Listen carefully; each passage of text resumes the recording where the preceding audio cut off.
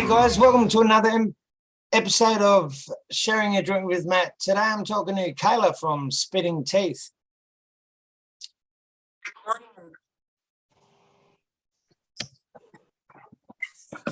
Hey! You finally made it. Oh my God, I am so sorry. Oh, that's okay. That's okay. That's all right. Easy. How are you? Good, yourself? I'm good. So what state are you in? So I'm from the Central Coast in New South Wales. Yeah. So you're in the Central Coast now? No, so I'm actually going out after here in Newtown with some friends for some drinks. Oh. So I just checked into my hotel in Newtown. Nice hotels in Newtown too. Yeah, this one's very small, but Yeah. but I'm just here to sleep, so it doesn't matter. Yeah, well, that's it. Where are you going to, the Sandringham? I don't know, anywhere with good cocktails. Yes. Sandringham's good. There'll be a band playing there, definitely. Oh, beauty. Yeah, Yeah. I'll check it out. Always a band playing. So where'd the name come from? Spitting Teeth. So yeah, we're kind of just like hanging out like at band prac, just like getting along, like hanging out, figuring out songs and everything, how we're vibing, and then we're like, what sounds really cool? What sounds really cool and really hard? Like, yeah. So originally it came from Splitting Teeth, and then we were like, now let's do Spitting Teeth. So yeah. Okay. What was on the stereo at home when you were growing up? What was your parents torturing you with? So my dad was actually like pretty into like the punk rock kind of stuff. So it was like Green Day, Fall Out Boy, Guns N' Roses, like all the classics. So yeah, I don't think he was too shocked when I started getting into the heavier kind of music. Yeah. My life partner's just behind me. I'm kicking them out of the room. So yeah, that's all right. So that's your dad.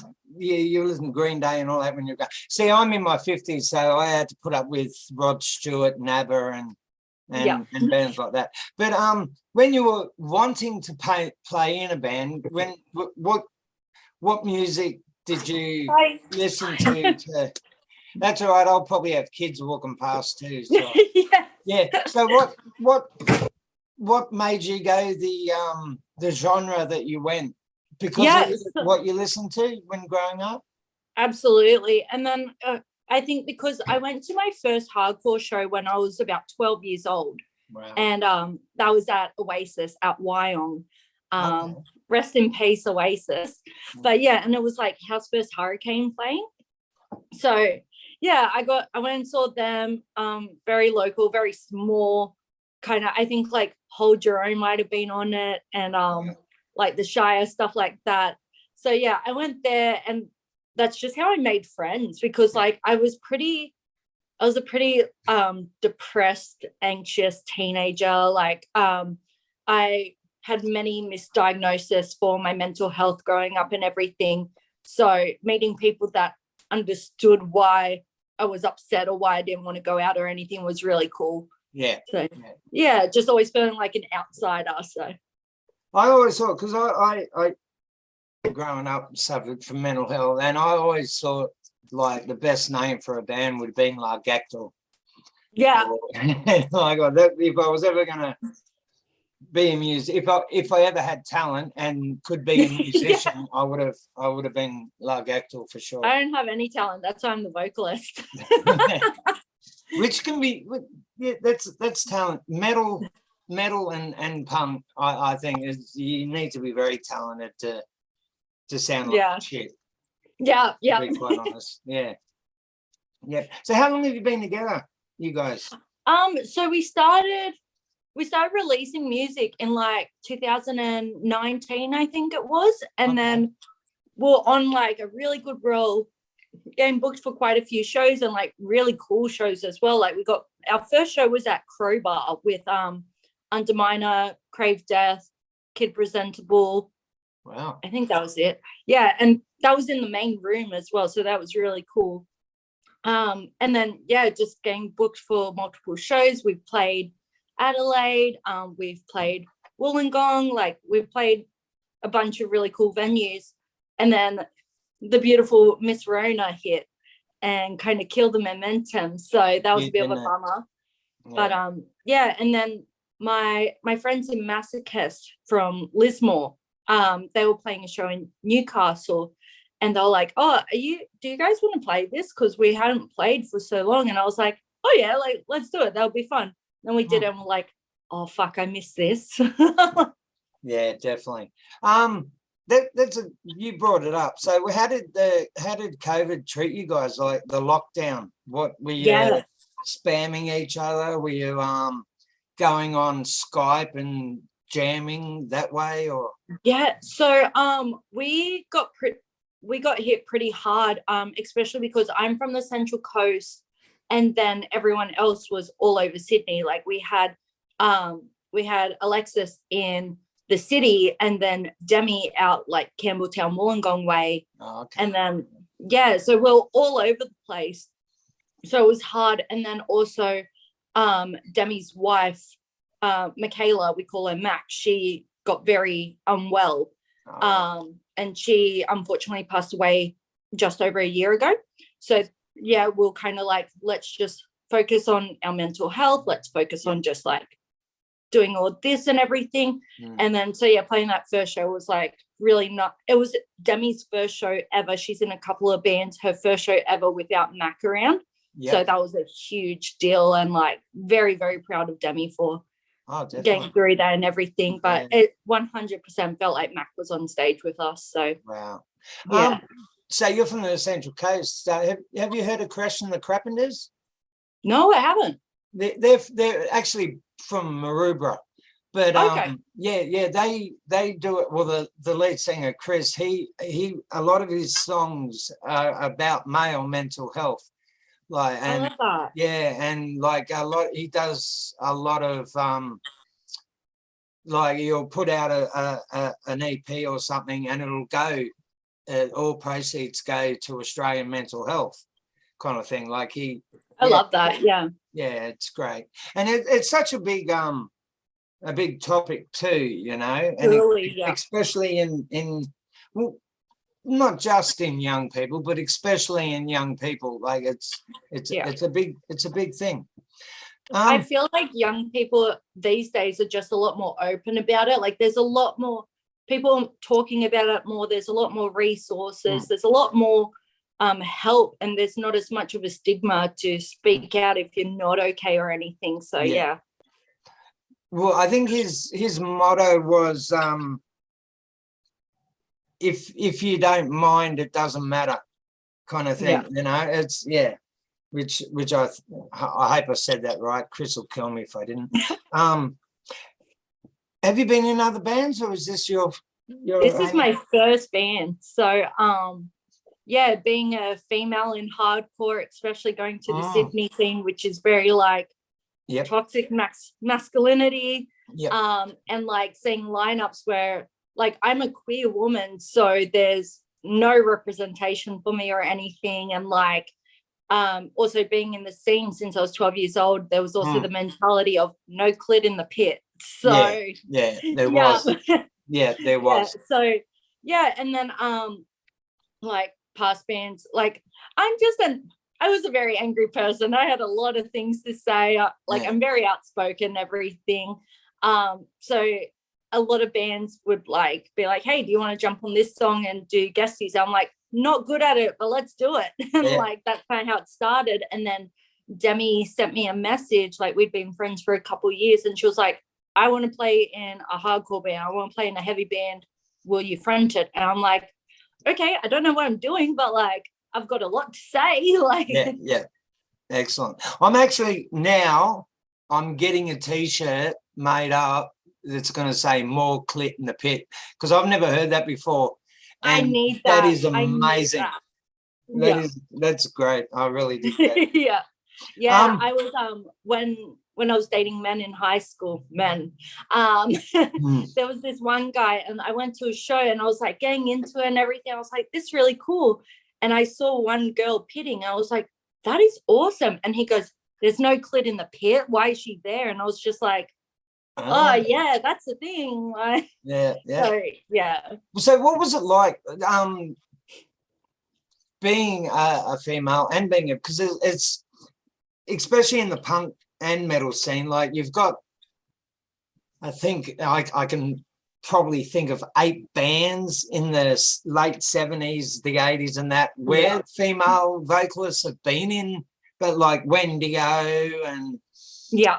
you know, or Like Patti the King Smith. Kill and like, Yeah. So how did you, like, was that a lot of worry? Like, am I going to be accepted as a female vocalist? So our first show at Crowbar, we had merch and I was carrying it in and we were about to do sound check. And one of the sound guys goes, oh, like only bands are allowed in here. And I was like, yeah, no, that's fine. Like, it's all good. And he's like, no, that means merch girls can't be in here. And I was like, oh no, I'm in the band. Like, yeah. So yeah, like copping a lot of that. Also, like, I went to a show that like my friends were playing, and I had someone say, "Oh, who's your boy? What band is your boyfriend in?" And I was just like, "Oh, don't have one." Hey, it's me. yeah. And so yeah, it was like copping a lot of that, and it wasn't so much about not being accepted. It was more taking up the space that like I deserve. Like, and because growing up never having the representation, like I knew I was into women since I was very young, since I was 12. Like my first relationship was with a girl, but I experienced hate crime from that, so I actually got beat up for having a relationship with a girl. So I ran back to the closet and didn't come out until I was 25. Oh, so wow. Yeah, so I'm 20, almost 28 now. Wow, that's horrible, isn't it? Yeah. Having to hide that. That's Yeah. And now I'm like so out and so proud. And I'm like, I want to make sure that no one else ever feels that way. I want to make sure that there is representation, there is diversity on lineups, and people feel welcome and safe at shows. So yeah. Well, it's a like my youngest daughter, she's 13, and she always goes on about this LBGTK, well, fucking whatever it is, like, kind of thing. Like when I get the shits, I say, "Oh, you slut," and she goes, "Dad," like I'm not calling her as that. Like I'm cutting a bit of meat and I'll cut myself and I'll go, "Slut." Yeah. And she goes, "Dad, LBGTK," but all right, I understand. and it's a big thing now. It's like like so many women are coming out of the closet now, and without fear. You know what I mean? Like when back then it was you like you, I don't know. Now you can't say, "Oh, she's got short hair, she's gay," like kind of thing. You know what I'm saying? Yeah, like having that stereotypical side. There's not that stereotype anymore, which is like, which is great. So that's why I'm like, I look hetero. So I'm like, I need my flannel. I need to gay it up. Like, no, that's great. Have you had a bad gig? Like, have you? Like... I haven't. I don't think so. Yeah, like they've all been like, even the smallest gigs. Like we've probably played. Our smallest gig was probably to like 25 people, and it was a free show on like a Thursday night or something. And everyone that was coming up being like, "You guys can put on a show, like what you're saying is important and stuff." And like, it was so nice. And I was like, I want to cry. This is so beautiful. So, have you had I think sorry. No, I just wanted to know, have you had female groupies? So like I do definitely notice a lot more non-cis men at our shows. So like non-binary, gender non-conforming, females, trans people at our shows, which is unreal, because like whenever I'd go to like Sydney shows, I don't see that. I see maybe 3 other females, and they're like, like I feel like they're trying to fit in and not being authentically themselves. They're like, I'm here and I deserve to be here because I know this band, rather than just like, I'm having a good time. Like, so that's been really cool. And like I've had people come up and tell me like about their coming out stories and Oh, saying like, excellent. oh, I feel really safe at this venue. And like, Yep. as long as people feel safe at our shows, that's all I care about. Like, Yeah, definitely. Yeah, yeah. I actually because I thought I'm sure there's a band from England called Spitting Teeth, and Yeah. I had to Google because as you were saying before, you were thinking of calling it Splitting Teeth. Yeah. And I had to Google it because I thought maybe they're called Splitting Teeth. Yeah. But yeah, have you played overseas yet? Oh, we haven't. I did travel around Europe like by myself for 6 weeks, maybe 4 years ago. okay. And I went into Last Ride Records, and I was Wow. talking to the owner there and everything. And yeah, we were just like having a chat, and I was like, where can I go? Where is somewhere that's safe and alternative and queer? Like, I just want to go there. And then once Spitting Teeth came out, he then sent us an email. It was like, your next EP, I want to release it like it was in London, in Camden. Yep. And I was like, oh my God, this is like what? Like, so yeah, definitely Europe would be unreal. So did Spinning did they ask you can you change your name if you come over and play, or no? I think because both of the Spitting Teeths are very small bands. Because we went through a lot of different names. Originally we were so set on Erase the Rat and really wanted that, but then there was like a big band in America named that, and we're like, damn it. okay. So then so then we're Googling bands called Spitting Teeth. There were nothing on there. I think there was one band, but they hadn't posted in like 10 years or something, and we're like, that's ours now. And then and then after we posted it, there were like 2 other bands that came out as Spitting Teeth, and we're like, well, glad other people like the name. yeah because when I first saw the I don't know if you messaged me or I messaged you or something, when I saw the name Spitting Teeth, I thought, oh, this is like a Friends or Rom band kind of thing, like definitely. And then I did a bit more research and found out that there was a couple of females in the band, and it was like, oh wow, this is great. Like it's not a aggressive thing. Like, and okay, people are going to look at the name and go, Spitting Teeth, that's aggressive. Like, it's about someone spitting. But and then when I did a bit more information, can you go grab my cigarettes that are out on the table, baby, please? What? Thank you. Yeah, I'm in Melbourne at the moment. I'm actually from Wollongong. Oh, cool. But yeah, my producer and editor, he lives down in Melbourne. I'm from Wollongong. Where did you play in Wollongong? Do you remember? Oh, we played at the opening of La La La's. Oh, really? So that was with Burn in Hell, Oppressor, us, and there was one other band. Top Naval, was it? I can't think of it for the life of me, but I think that was really fun. Yeah, it's a good venue.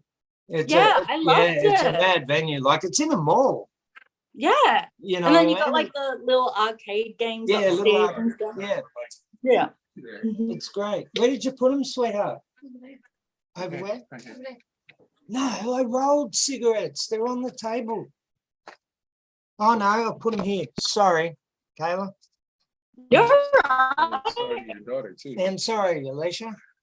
I didn't mean to get the shits with you then. So what is the most memorable gig that you've had?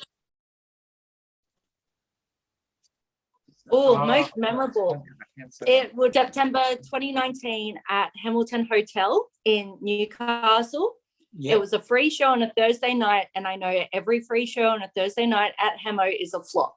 I'm like, it's always like no one goes. They've got work the next day, and like, it was us, Crucial Time, Masochist, Seeker. I think just us 4, and it was completely packed.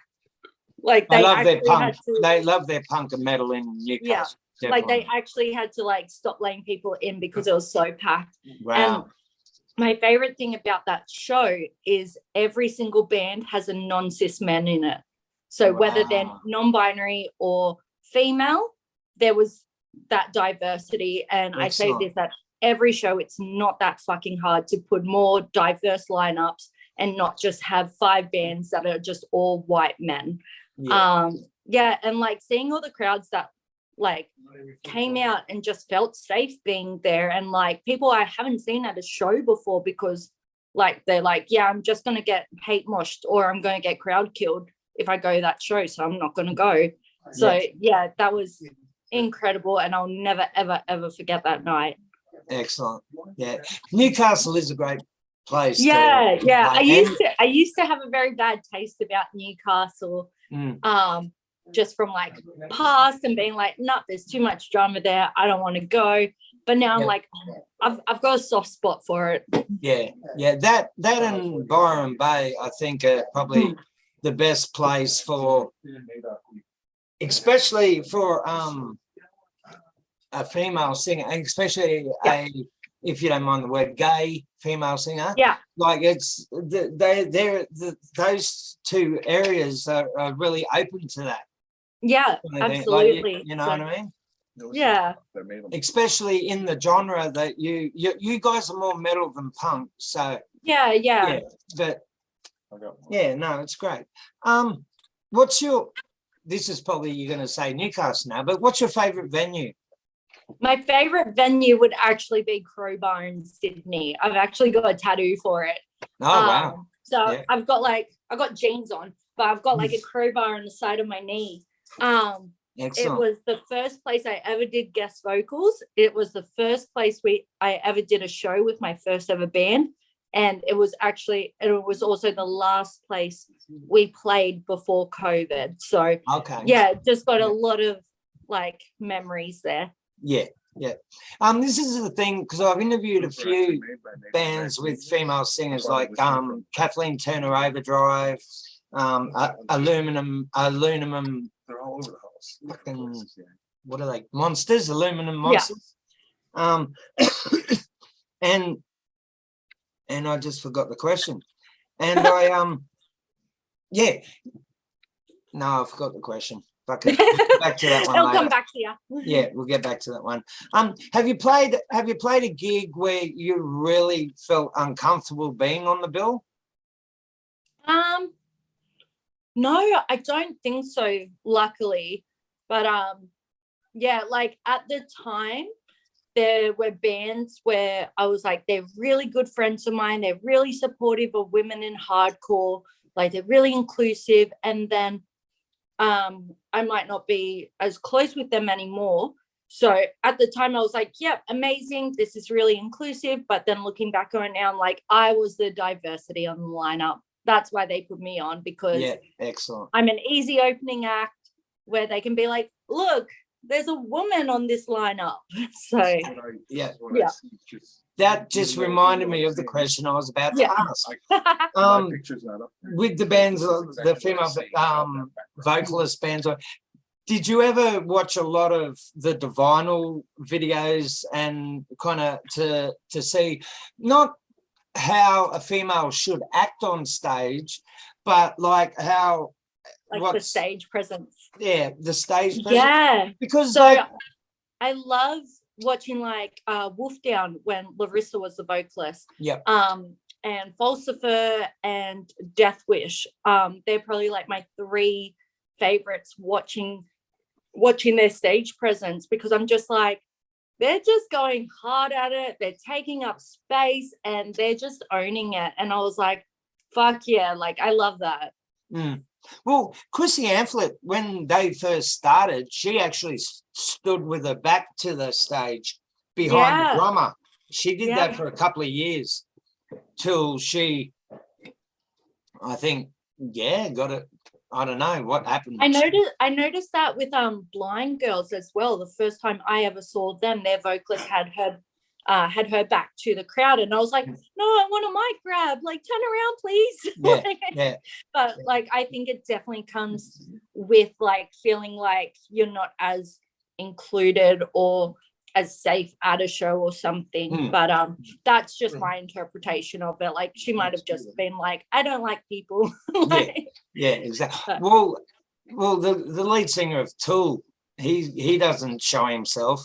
Yeah. Like he stands off stage. Exactly. Sings, yeah. you know, that, like you go to a Tool concert and you go, where's Maynard? He's not even here, but you can hear him. Yeah. Yeah. What's your worst venue? Worst venue. Ooh. What would be the worst one? It's kind of a thing like that you really don't want to say because you don't want them not to ever put you on the bill. I would really. I'm gonna say ECP Studios on the coast purely because it was in the car park, but that's also one of my favorite shows because it was in the car park. Yeah. So like there was like a sausage sizzle and BYO and stuff. So like it was cool, but I'm like, I'm cold. Yeah. Have you heard of it? Murgatroyd? Or no, Megatron. Oh, Megatron, yeah. Yeah. I interviewed them not long ago. They are an amazing bunch of people. Yeah. Are they like, because they've probably been together about as long as you have. Yeah. Have you ever played with them? No, I haven't played with them. Would love to. Yeah. They're really inspiring, really like have a great message. So yeah, and they're a family too. Like mum's on percussion, dad's singing, so cool. son's on guitar. Like I was hit us up. Yeah. What are you drinking? I got Canadian Club. Okay. Nice. I originally had Iron Jack, but because I drove from the coast down, they got warm in the car. So I was like, I need to get a pit stop and get some cold drinks. Yeah, I think it's the pommy in me, but I love my beer warm. Yeah. Yeah. I don't like drinking it cold. I was actually straight edge for 6 years. So and then I broke edge for a bunch of reasons. And yeah, now I'm just like, it's beer or CC or cocktails. I've got to bring it back up. That you're a proud gay woman. How was that affecting you when you were first starting off? Did you have a lot of fear? Was there?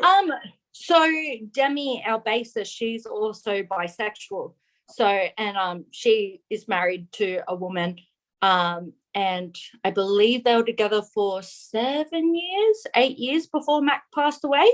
So yeah, I was out to like close friends and stuff like that. And I'd be like, so I identify as pansexual, which means if we vibe, we vibe, and everything. But as I've gotten more proud of who I am and more understanding of what comphet is, like compulsory heterosexuality, I'm like, I still believe I am pansexual, but I feel like it's more so like I'm attracted to non-cis men. So it's like, as long as you don't have the hardware, I'm good.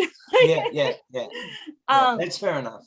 But yeah, so I was out to close friends and stuff, but I felt like until I was out to my family, I wasn't actually out. And then, came out to my dad 2 years ago, who was so unbelievably supportive. Oh, wow. We're watching a game of footy, like we're watching the NRL, and I just go, Dad, I got something to tell you. And he's like, are you pregnant? And I go, it's actually the opposite. He's like, what's that? I'm like, I like girls. And he's like, oh, you've been wanting to tell me this for a while, haven't you? I'm like, yeah. And he's like, wow, are you happy? Like, do you feel better now you've told me? I'm like, yeah. And he goes, okay, give me a fucking hug. And I'm like, so yeah, it was unreal. So that's excellent. That's excellent. Yeah, and like my life partner and I, we got married about 2 months ago, and my dad and my nan actually voted against gay marriage 5 years ago when the voting was out for it, and both of them gave me away at my wedding, and I think they like my partner more than they like me. So that actually just gave me goosebumps. That's mad. Yeah. I cried a lot. Yeah, definitely. Like being anti Yeah. A, and then being And now there being for you so on your special enthusiastic, day would have been terrific. Yeah. Wow. What's happening next with Spitting Teeth? Have you guys got something in? Yeah, so we're actually writing at the moment. We want to release some new music. We want to go a bit of a heavier route with it. Wow. Like taking a bit more influence from like Knock Loose, Justice for the Dam, Malevolence, stuff like that. But still keeping true to like our punk hardcore roots of like Expire, Backtrack, Rotting Out, stuff like that. So, definitely. So yeah, very, very keen to get writing, but again, just like mental health is so important. So we're all still trying to be very conscious of all of that. Yes. So it's going to be a slow process, and we're like, if people want to hit us up for shows, we'll 100% go for it. Like if there's a show that we like, that looks cool, we're going to be like, check us on. But just going to take things a bit slow until we're all in a good headspace where like we can give that much more of us. So the men in your band, were they a bit kind of like? Never. No. So like Alexis, our guitarist, him and Demi have been friends for a good 10 plus years or something.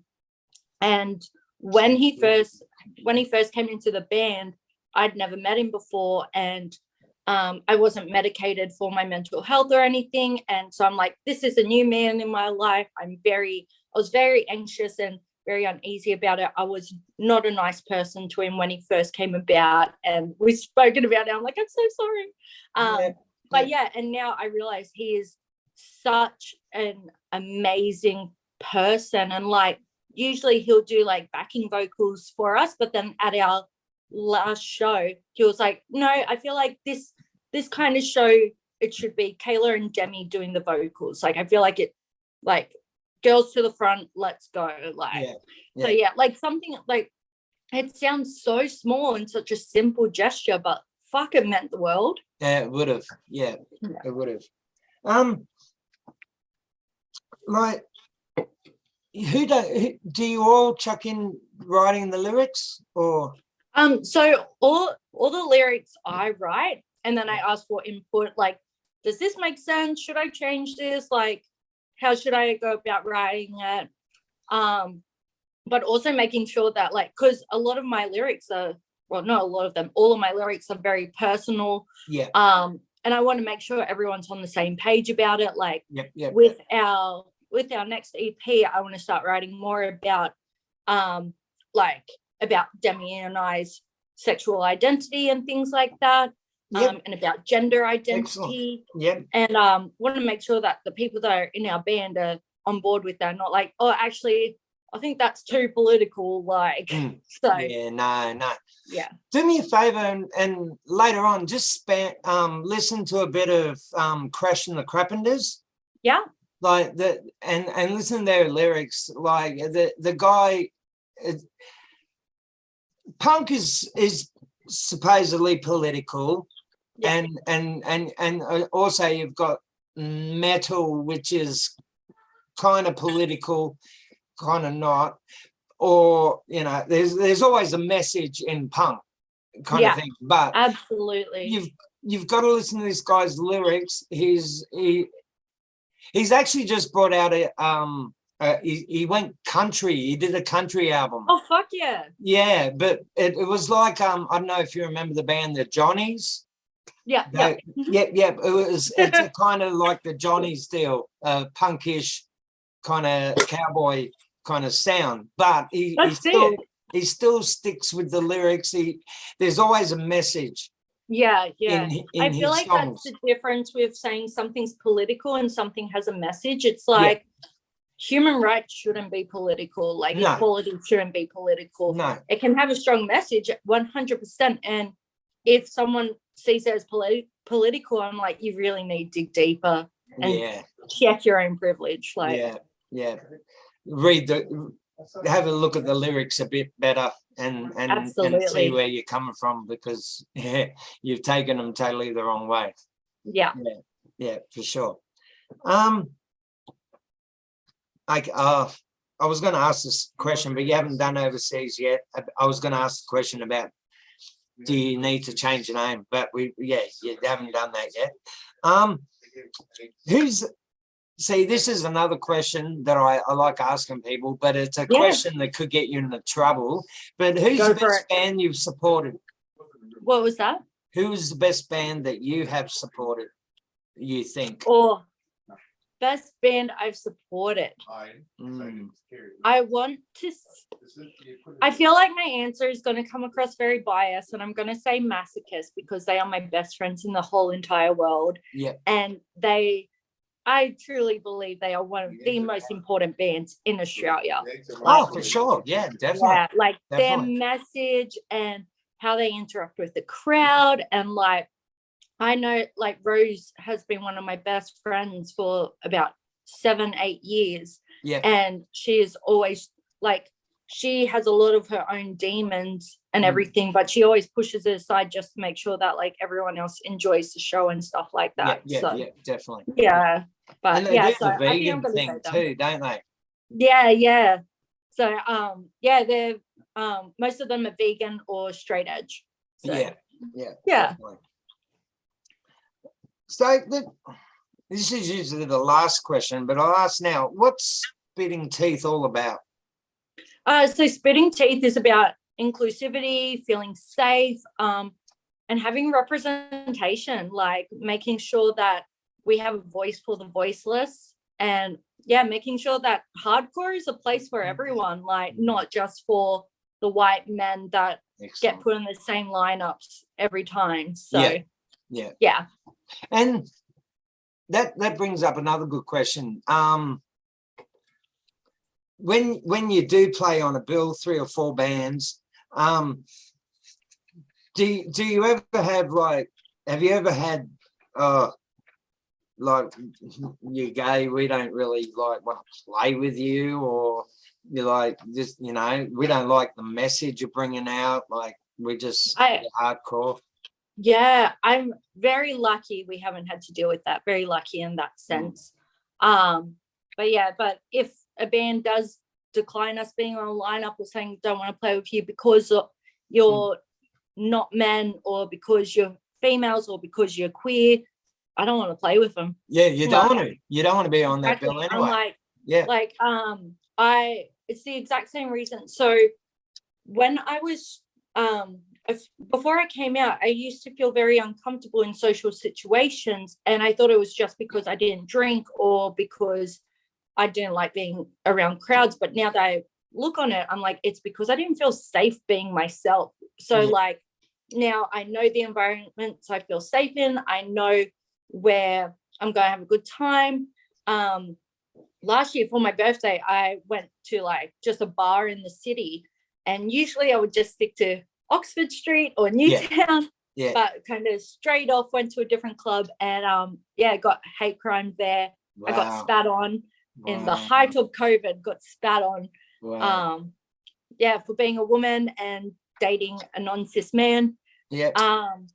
So now I'm like, no, that's definitely I just didn't feel safe in those environments. So I don't want to play with anyone that's going to make me or other people feel that way. Definitely. Well, it would, like, think of even 20 years ago, could you imagine like the reception that you would have gotten playing? Well, okay, these are good friends of mine, but say playing with the Hard-Ons, you know what I mean? And they're very sexist lyrics. They're very and it sucks because I love their music. Yes. But their lyrics are degrading to women and all that. And I think that that's a lot of it because they started off really young, Yes. and like they didn't. I think that now, like they're a lot better. Like they would have taken you on straight away, kind of thing. Yeah. But imagine playing with them 20 years ago or something. Exactly. Yeah. Would that have been uncomfortable, backing up a band that tells a girl to suck and swallow and things like Yeah. that? You know what I mean? I think for me, I can definitely dissociate the lyrics from the person. So as long as it's just like, oh, it's just a funny song, whatever, I'm Yeah. cool with that. But if it's something that you're actually going to implement in life and tell someone that you're fucking like, oh yeah, just suck and swallow, Yeah. that's where my issue is. If it's just a funny song, I'll sing it all day long. Like, yeah. And I think that was mainly what the Hard-Ons were doing. I think that was just back in those days, punk was having a go at yourself, having a go at everything. And like just being outrageous. Yeah. Like, yeah. I think it's like looking back on the Runaways when they first started, like an all-female punk band, and like the bands wouldn't want to play with them because they're like, you're not punk if you're chicks and stuff like that. So. I remember when I was younger watching the Runaways, and like on video VHS, but and I used to perv on the singer Sherry. Oh yeah. And I for some reason, when I got into social media, I put one of their concerts back up, and she was 14 at the beginning when they first started, and I'm thinking, I can't perv on her. No. I can't sit here and perv on this woman anymore, because she was a child. She was an actual child up on stage, being very open. Is all I can just say. saying, Yeah. Yeah, like Cherry Bomb, like,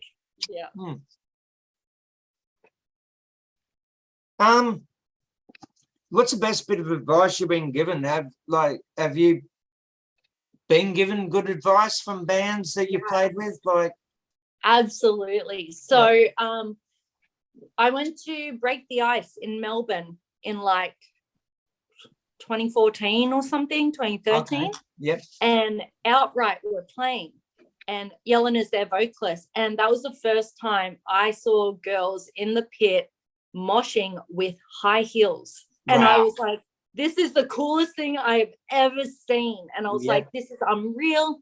And I met Yelena afterwards, and I spoke to her, and I was like, that was so inspiring. Like, you're amazing. Thank you so much. And everything she was saying on stage was just like resonating with me so much. And she was saying to me, like, take up space, speak your voice, and don't be afraid to say what you believe in. And then like, I think it was 5 years later, I saw her again, mention that to her, and she was like, 100%, I still stand by every single one of those words. And like, she's just so unbelievably supportive. Like, she's been around in the scene for so long, and her message has always just been like, be authentic, be true, speak your voice, and take up space if they're not going to give you space. Like, so 100% would be that. Yeah, definitely. Like, and I'll bring this band up again, the Divinyls. Like, when they started off in the 80s, their men would have looked at her and the lyrics, like, think about the lyrics, like pleasure and pain, I touched myself, like, think about all the men would have looked at that and sexualized it. Yeah. But she was actually bringing up that message that women are strong. Women, like, exactly. And a lot of men back in the day would have looked at that totally different. And I admit I did when I was first got into the Divinyls, and I listen to them now, and she was very powerful in stating how strong women are in the industry in general. Thing. And she would have given a lot of female women in the music scene a message like the women would have picked up more than men would have picked up. Yeah, for If you think- sure. Yeah. Yeah. Yeah. And I think it's also like really important to like, even if like your opinion was so different 5 years ago, 10 years ago, 20 years ago, to know like it's okay to learn and to educate yourself and to Definitely. change those opinions. Like I'm not the same person I was 12 months ago, let alone 10 years ago. Like, Yeah. yeah. Yeah. Yeah, you can keep talking for a bit. Oh, yeah. Okay, so you're in a motel because you're going out tonight. It's not because you're Yeah. touring. So, yeah. I wish. When was the last time you had a gig?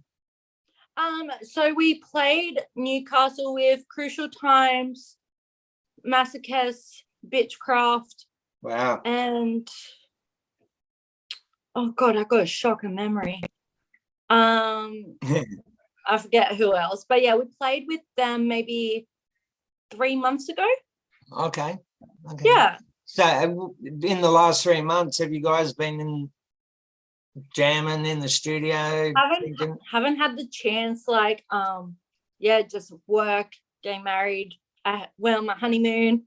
Yeah, just life getting in the way as well, and like trying not to put too much pressure on meeting up and jamming or anything. So like we all write separately, and then we're like, hey, this is what I've got, and then we'll edit it together and stuff like that. So yeah, just try not to put too much pressure on the band. We're like, it's a fun side thing, like it's a fun thing to like release anything and not take up all of our time and energy. Yeah. Well, I guess like you've, because of your age and everything, it's been social media most of your adult life kind of thing. But do you think there's social media and everything like that has impacted on the Australian punk metal scene? Yeah, for sure. Yeah. Like, and in what ways? I definitely think, well, firstly, like we would not have the outreach that we do without it. Like we've got people in Perth and Adelaide, New Zealand, America, like that listen to us, which is wild. Yeah, I wouldn't have met like probably 70% of my friends, like if it wasn't for social media and music. But also it's nice to have that interaction and actually be like, hey, this is what this song is about, and this is what this song's about, and like this is what we're about. And but also like I don't believe in cancel culture. I don't believe like if someone does something wrong, it's like, yep, they're cancelled, never again.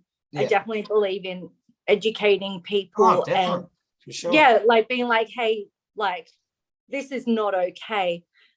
So yeah, like I used to always see posts of people being like, this person did this and they're a terrible person, never play with them again. If you're friends with them on social media, block me, blah blah blah. And I'm just like, so reading all of those kinds of things, and it's like it's nice to have that awareness of it, but then it's also like if their actions don't change, that's when I have an issue with it. But like people can grow, people can change. Yeah, definitely. This is one of those questions where I do my toilet break. What is what advice do you have to people about the message you're trying to bring out? I'll be back in a minute. Okay. But you can talk. Do I answer it? Yeah, you can answer the question. Okay. Yeah, so like my advice would just honestly be to be true to yourself, be authentic, be proud.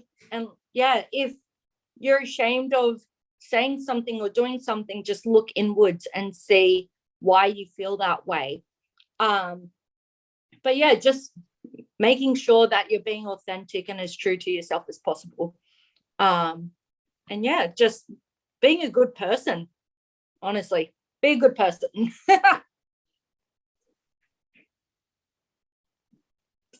You don't have to keep talking. I'll edit this out. How you doing? I'm good, thanks. How are you? I'm good. That's good. Where in America are you from? I'm originally from Wisconsin. Oh, okay, cool. Yep. Up by Canada. Not far Sorry? from Canada. Yeah.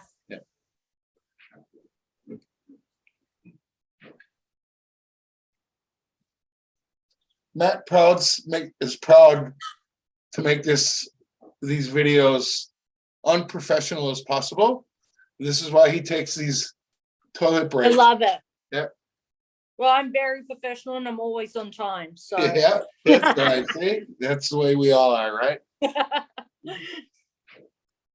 yeah, my life partner was driving and they kept being like, is it live? Is it live? Like, do you have to be there at that time? And I'm like, I don't know. I don't know if it's live, but like Yeah. we can't get inside. Yeah, it's not live, and you're about, I don't know, 30 from being edited, Yeah, something like that. I'm months behind. yeah, we do 2 bands every Saturday, Yeah, And- sick. and Jeff works 5 days a week, so he's got he has to. IT as well. Yeah, Yeah, of and course. plus he's in the IT, so he's good with the computer. And I don't know if you've seen any interviews like they. Yeah. I watched a couple beforehand so I could know what I was getting myself into. So you probably noticed that it's just hard. It's really hard to like have different questions for Yeah. different bands kind of thing, because like Yeah. what can you ask people there? Yeah. Like I usually have about 30 questions there, and I try and mix them up with different bands, but I end up saying the same questions anyway. Yeah. It's just But like, what you're else always can you going to get a ask? different answer. So Yeah, well, exactly. That's Yeah. that's exactly right. You get to actually hear what other people, and it has been exactly that, different answers. Like some, yeah. I won't say that there hasn't been the same answers Yeah. in a lot of the times, but yeah, there's so here we go. It's really out of questions already. And yeah, no, but this has been great. It's so when you guys first got together, you knew each other, or Yeah, so I knew Demi and I briefly knew Alexis, but we weren't like very close or anything. And then we had a guitarist, Aiden, that we just met on Facebook. We're like, Okay. who wants to play in our band? Yeah. And Yep. yeah, we had a drummer that I just knew in the local music scene. But yeah. Yeah.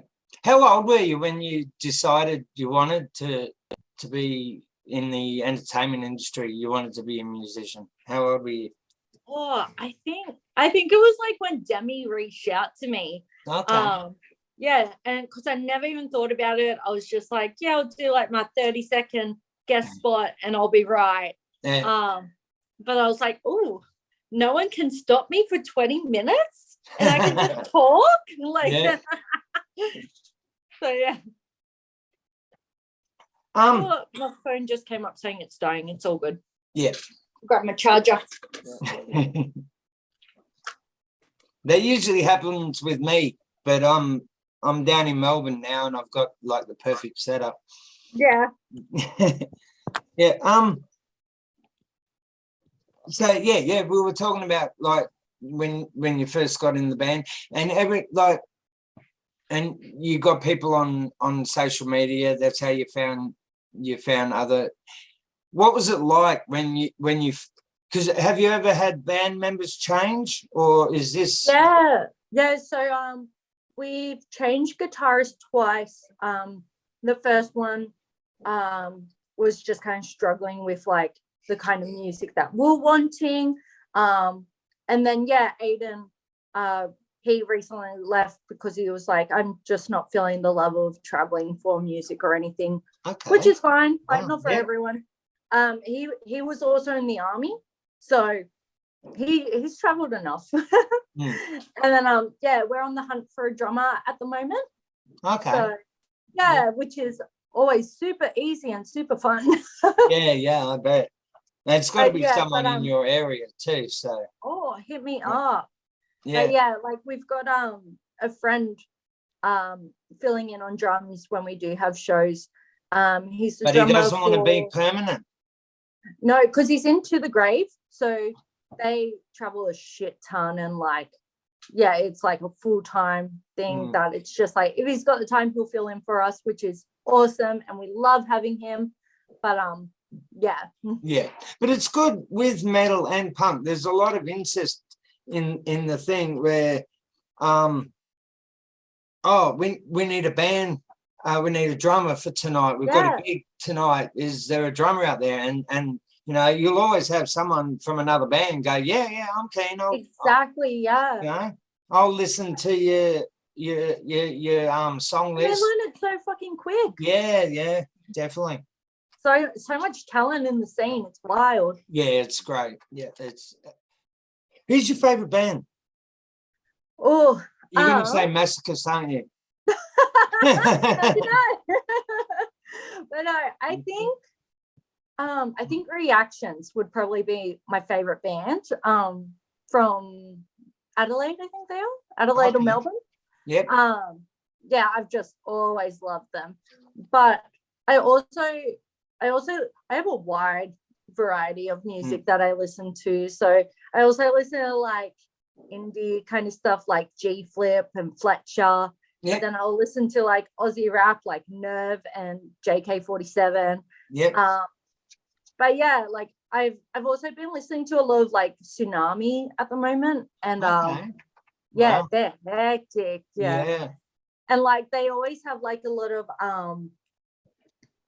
like, what's it called, like the sound clips that they'll play over. Yeah. They have a lot of that, and it just reminds me of like 2009 from like those kinds of music that I listen to. Definitely. So yeah. Definitely. What do you think of Rancid in being in the genre that you're in? Are you a Rancid fan?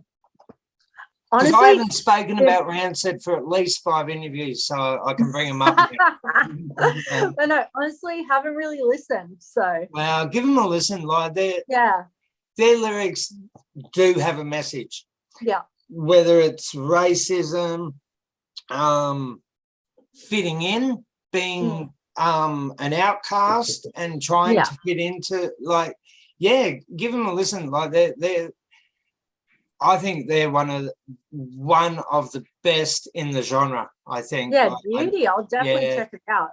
But I've got a whole playlist of new releases and bands that I'm like, I really want to check them out and stuff. But I just keep going back to like Trapped Under Ice or like Twitching Tongues and like all the old like albums and everything, because I'm like, it's comfort music. Oh, definitely. Like I've got a song list on my phone. It's like 3,000 songs or something. But I'm going like from Patti Smith. I've got the Beatles on it. I've got the Dead Kennedys, Motorhead. A lot of Aussie punk. I love my Aussie punk. I think we started the genre, to be quite honest. Like the Saints brought out the first punk album, and even before the Ramones, even before Sex Pistols, the Saints brought out the first punk album. So cool. And they were great. Yeah. When I was in Adelaide, I went to Adelaide like 2 weeks ago just to like go traveling and stuff. And I saw a band called Witch Spit. They were so fucking cool. Like, yeah, it's just a 3-piece band, and like they've got a really good message, but like their music's just sick. Like it was so good. So yeah. Oh no, we got the scene. Was it Aussie band? Yeah. The scene. I thought punk and metal in Australia in the 90s was crap. I wasn't really into Grinspoon or 28 Days or even Friends of Rom. Like I love them and all that shit. But I thought the punk and metal scene in Australia was the late 70s. The 80s were brilliant. Were totally fucking amazing. The 90s was shit. And the 2000s, like the bands that are out now are just so fantastic. And it brings back to your message too. They're not okay. They have their little tongue-in-cheek lyrics kind of thing, their payouts and all that sort of shit, but they still then even when they're being sexist, you can tell that they're not being sexist kind of thing. Like they're just, as Australians do, we pay out on ourselves, we pay out on everything. Like it's just us. It's what us Aussies do. But the 2000s, it wasn't until, because I've only been on social media since 2019. Like that was the first time I even had a phone. So all my stuff were records from the late 70s and the 80s. And someone broke into my house, didn't steal them, he snapped them in half. Whoever broke into my house snapped 400 and something records in half. And it was just shattering.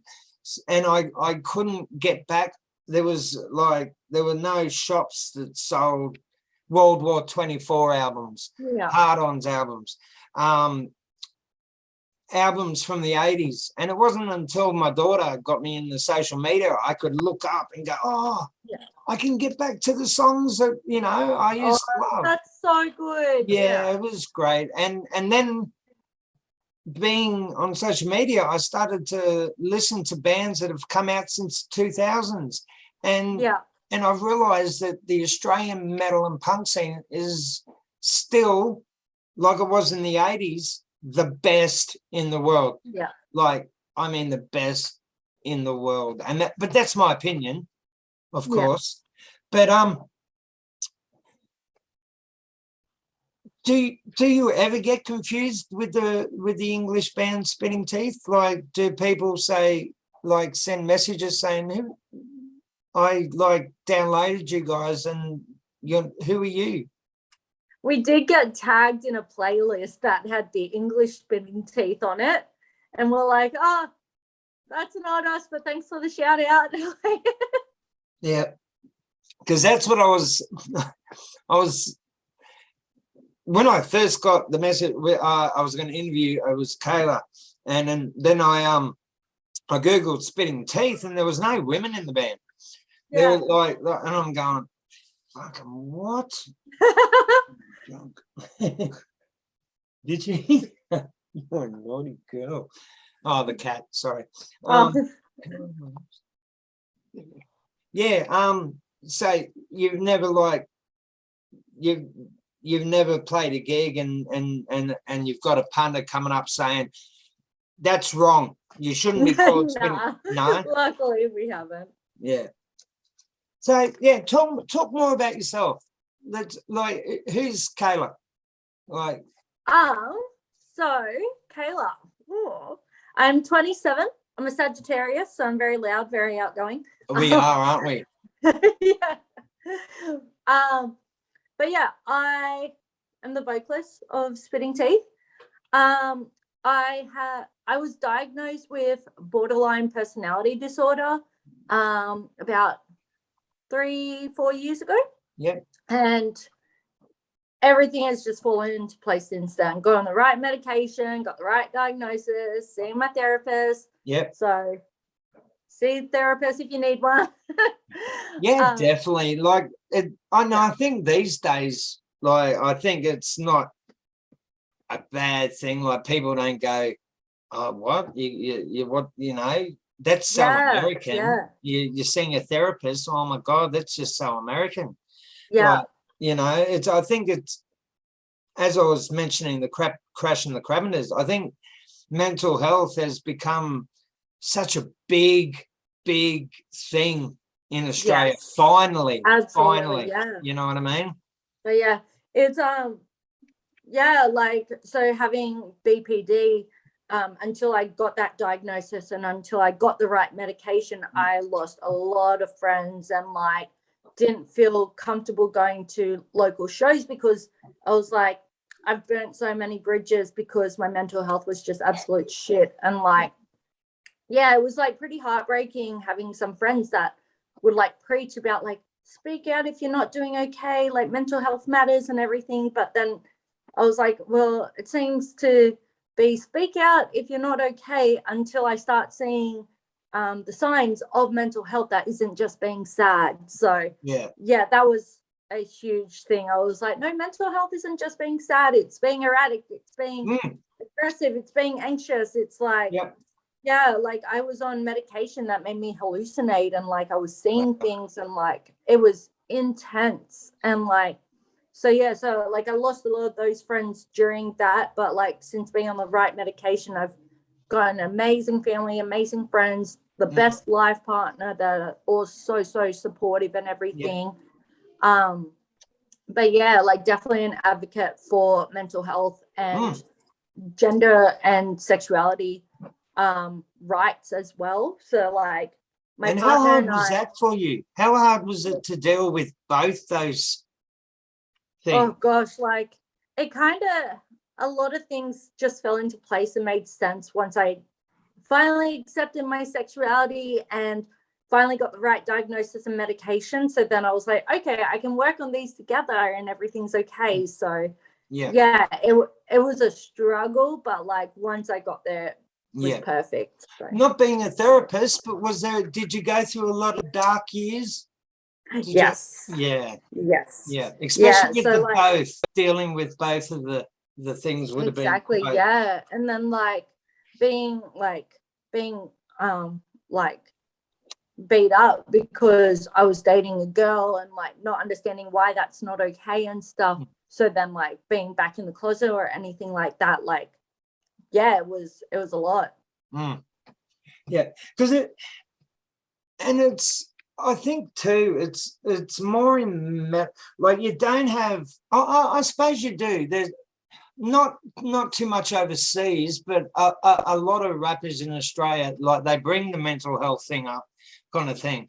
But I think Australia in music, more than any other country that I know of, that I've listened to, even like rap from America, and they might bring that up, but in not as much in a positive way as you know what I mean, as like, oh my god, I've got this to deal with, blah blah blah. But in Australia it's like, I've got this to deal with, fucking and I'm dealing with it. Like, it's great.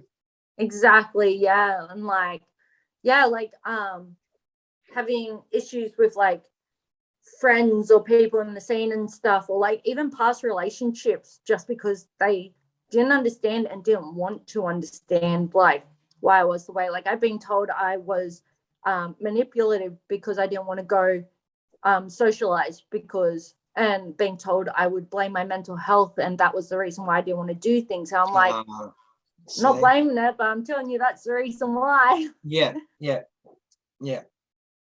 Definitely. I was like the same when I was growing up, like, because I was actually diagnosed, first of all, it was nervous disorder. And then they changed it to borderline personality disorder. And then he changed it again to bipolar. And it was like, what the fuck am I? Like, exactly. Mine was depression, bipolar, BPD. Okay. Yeah. ADHD. And ADHD, like all those things, you know. It's and that's, again, I think it's more. Well, I can't really say this because I'm not in America, I'm not in England, I don't really know, but it's become such a big thing in Australia, music-wise, lately. Since I've been back on social media, there's like the Owen Guns, Crash and the Crappiners. There's a lot of bands that like really have this big stand on that. Like, this is something that we need to put out there, that we need. This is a topic that we shouldn't be ashamed of. We shouldn't. Absolutely. You know what I'm saying? Yeah. And like truly just breaking the stigma around it and like actually talking about it. Yeah, which is a big thing. Watch the Crash and the Crappenders interview. He talks a lot about male mental health, and their song Rise Up. They do a song called Rise Up, and it's totally about dealing with your demons in a positive way, I not, love that. not having to deal with them negatively, like I've got this in me, Yeah. I'm fucked up kind of thing. Yeah. It's like I've got this in me, I'm going to be powerful. Yeah. If you yeah. So what do you think is the main message that Spitting Teeth bring out? Is it the mental and the homophobic, or like is it in general just I think, everything that life puts in yeah, our way? I think just in general, just like being a good person and overcoming your own demons and just Yeah. like accepting, like, yeah, I might be fucked up, but I'm working on it. Like, Yeah, yeah. definitely. Is it my wife and I, we're both bipolar. So like What a spicy relationship. yeah, it was. But we both since we've like, because we've been together for nearly 30 years. Since since we've really gotten through it and gotten medicated and gotten everything, our relationship had just become amazing. That's incredible. Yeah, and I think that's what people have got to realize. Like, you're not talking to someone with a mental illness. You're not talking to someone that's gay, bi, or LBGT, or whatever my daughter says. It confuses me all the time. Like, you're talking to a human with human problems. Like, you know what I mean? You're not talking to. We didn't ask to have this. Exactly. Okay? Yeah. But we had the strength to fight it and to look at it face to face and go, I'm going to deal with it. I'm going to hit it. I'm going to hit it hard. And, and that's a lot of what's happening. Yeah. And it's like when people are like, oh, you're lying about your mental health, or you just want to be difficult by changing your pronouns, stuff like that. It's like, do you know how much easier my life would be without all of that? Like, yeah, exactly. Yeah. It's not an excuse. Yeah. It's definitely not. Hello, darling. This is one of my daughters. Hi. I've got 8 kids. Oh, wow. Amazing. She's the second youngest. Hello, baby. That's Kayla. So we've got a daughter called Kayla. So. Oh, really? Yeah, that's Kayla. Say hello. Hi. I call her Alicia. No, she's Alicia. Yeah, that's what I thought. Yeah. You said Kayla. Yeah, her sister. Yeah, we just got into a confusion then. I'm not Kayla, I'm Alicia. Yeah. So, oh God, it's really hard to kind of like the conversation's been so powerful, like, and it's been, and I'm going to bring up the band again. It's been pretty close to the Crash and the Crappenders kind of thing, but all the other interviews like is not like this, so it's really hard. I'm an open book, honestly. I'll talk about, or I'll trauma dump for hours. Like, so go to the Sandringham tonight anyway, because there'll be a band on.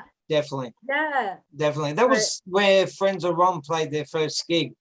So I'll check it out. We're going with a bunch of Jess's friend, like my partner Jess, going with a bunch of their friends, and they're all kind of normies. So I don't know. Maybe Jess and I will just bail for a little bit and go. Have you been out with them before? Yeah, we've been out, but we usually just go to like gay bars and stuff.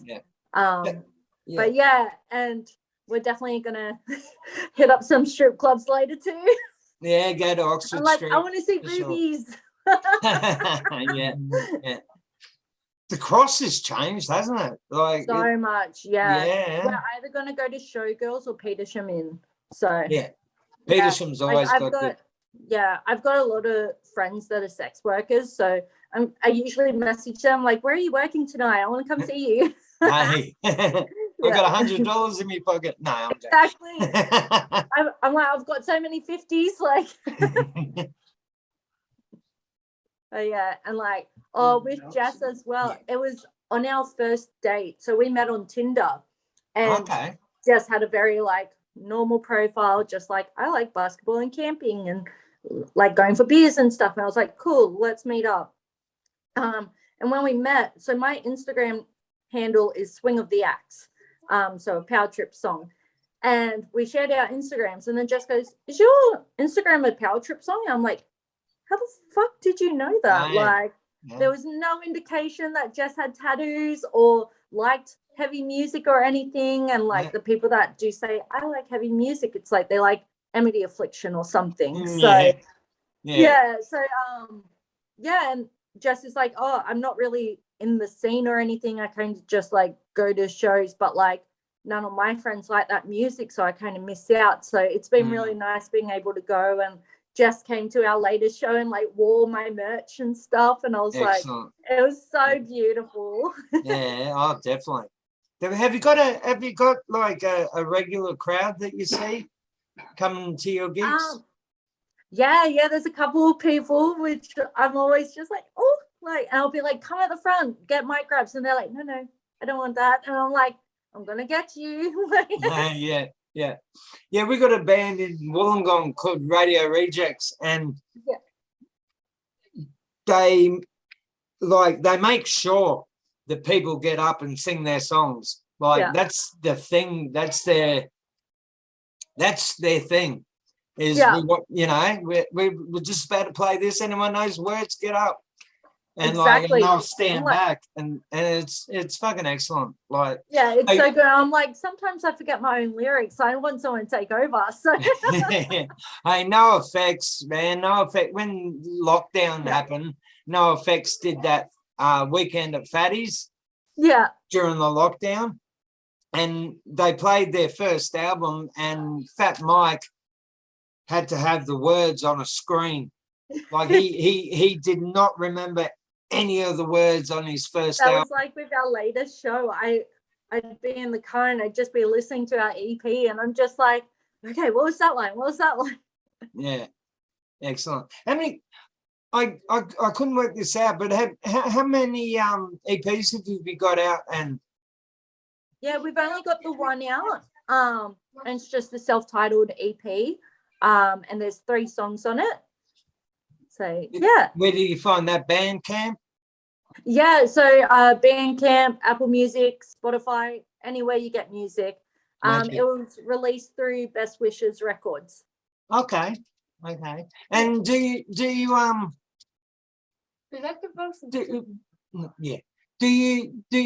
sorry, my son just asked a That's question. all good.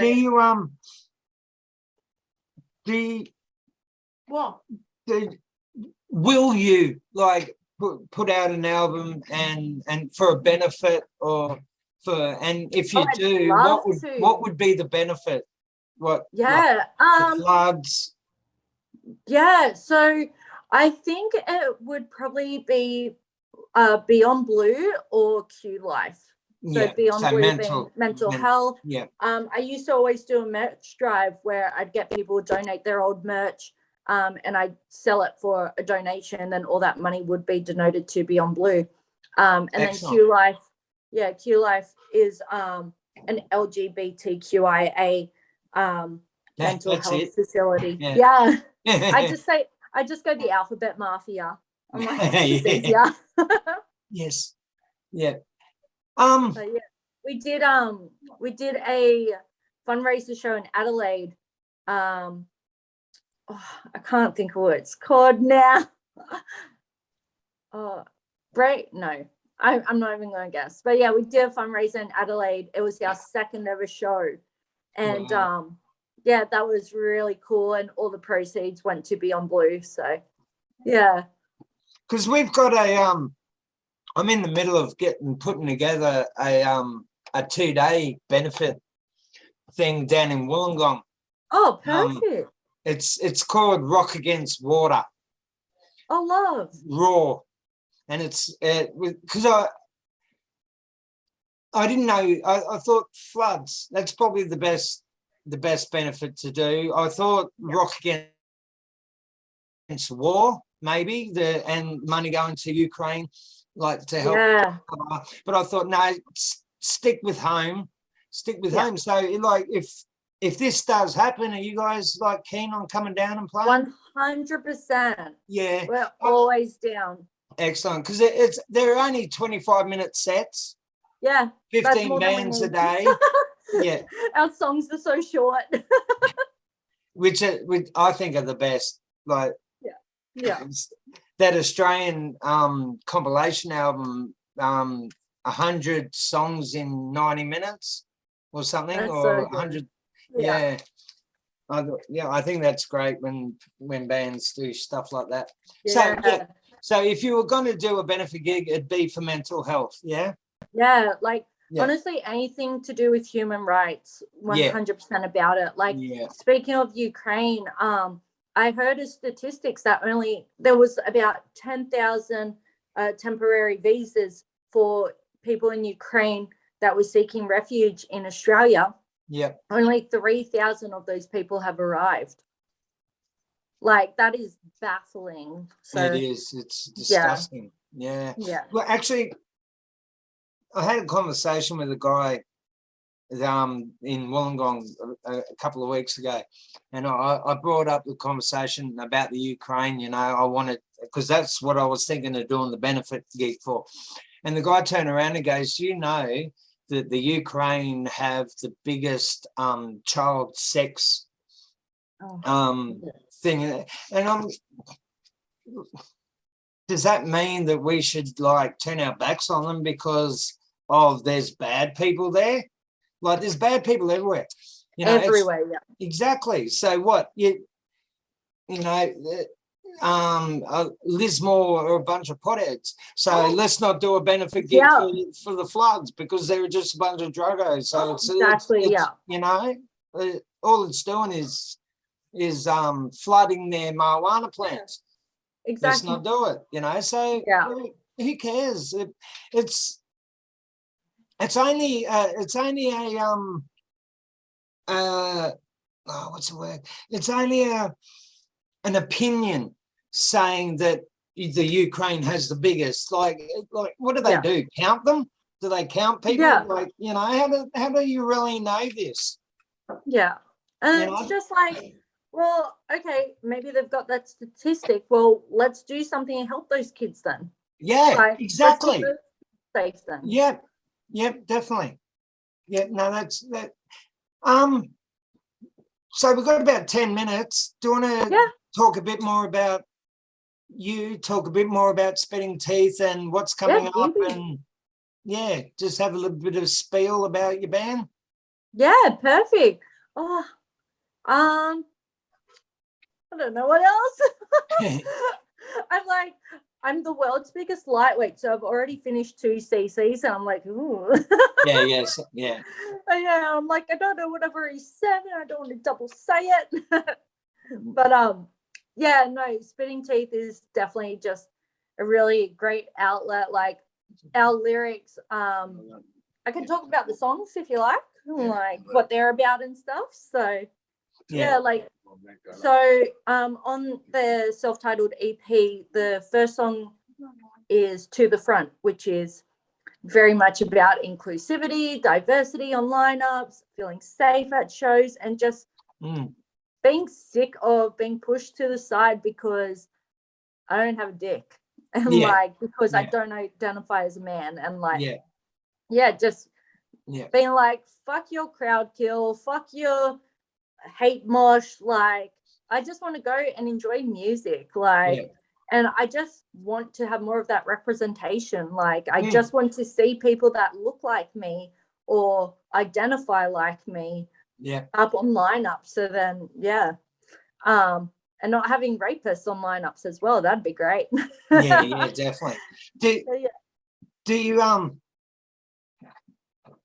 you kind of feel like sometimes like you actually, no, it's a hard question now that I've thought about it. like, because it's pretty much saying what you're standing for. But do you like go in to you've got a gig, you've got a bill, you see a band, do you go, oh no, this is not going to happen, like Yeah. these guys If look.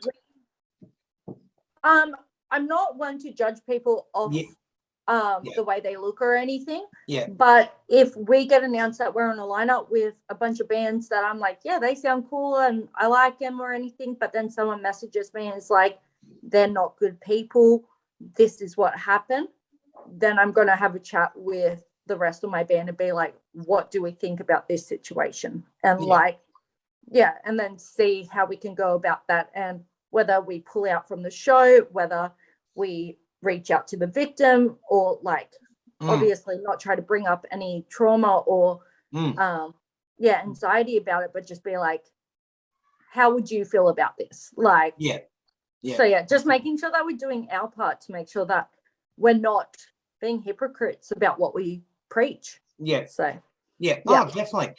When I first got in, as I was saying, I got into social media pretty late in life, but I was on the I thought I contacted you, we contacted each other. I thought you were actually from Queensland to begin with. Oh, true. Yeah, I thought I found you on the Queensland punk site, which I don't know.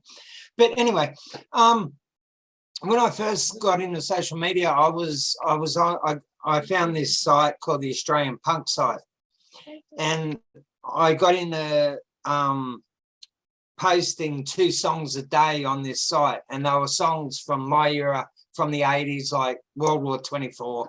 That's sick. Bands like that.